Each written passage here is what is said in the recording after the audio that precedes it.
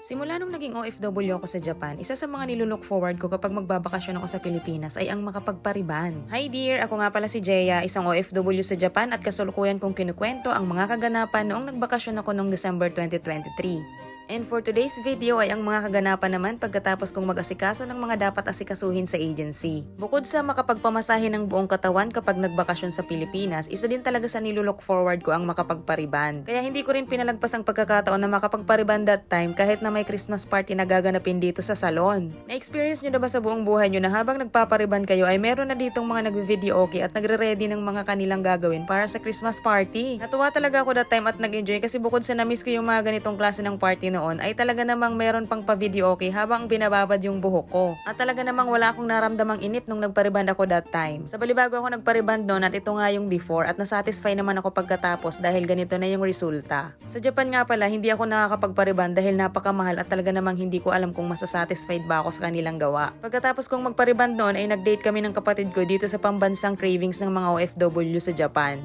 At kinabukasan rin, after ng mga ganap na yun ay nag-decide na ulit akong bumalik sa probinsya para ituloy na talaga yung bakasyon. At first time ko na naman na-experience yung ganito, yung dito ako nakapwesto sa pinakaunahan talaga ng barko. Nandito lang ako sa katabi ng manibela at kitang-kita ko yung pagmamaneho ni Kapitan. Nagbus lang pala ako noon galing sa Laguna at bumiyahe ako ng halos 14 hours bago ako sumakay dito sa barko. Mabuti na lang sa bawat biyahe ko noon sa karagatan ay napakapayapa talaga ng dagat. Masarap bumiyahe kapag ganito na hindi maalon, hindi nakakakaba at relaxing lang talaga. Ito rin pala yung time na bumili ako ng malaking tangke na lagayan ng tubig para magkaroon kami ng linya ng tubig sa bahay. Pagka-uwi ko nun sa bahay ay nag-overtime na kami ng aming family dahil inasikaso namin yung mga munting regalo ni Mamsi para sa aming mga kapitbahay. Nagripa kami ng mga groceries hanggang mga alas 11 ng gabi dahil si Mamsi nag-promise talaga siya na mamimigay siya ng mga munting papasko sa mga kapitbahay. 2 days na lang pala magpapasko na nung time na to. Tinulungan din pala kami ng mga iba naming kapitbahay that time sa pagbabalot. Tapos kinabukasan, maagang gumayak si Mamsi nun para ipamigay ito sa mga kapitbahay namin at tuwang-tuwa din naman at appreciative. Ang sarap lang din talaga sa probinsya, ang simple lang ng pamumuhay at ang saya-saya ng mga tao. Makikita talaga sa mga mukha ng aming kapitbahay yung appreciation kahit sa mga munting regalo lang na binigay namin. So paano dear, hanggang dito na lang muna ulit sa susunod ulit na episode. Maraming salamat sa panonood at maraming salamat sa pagsama!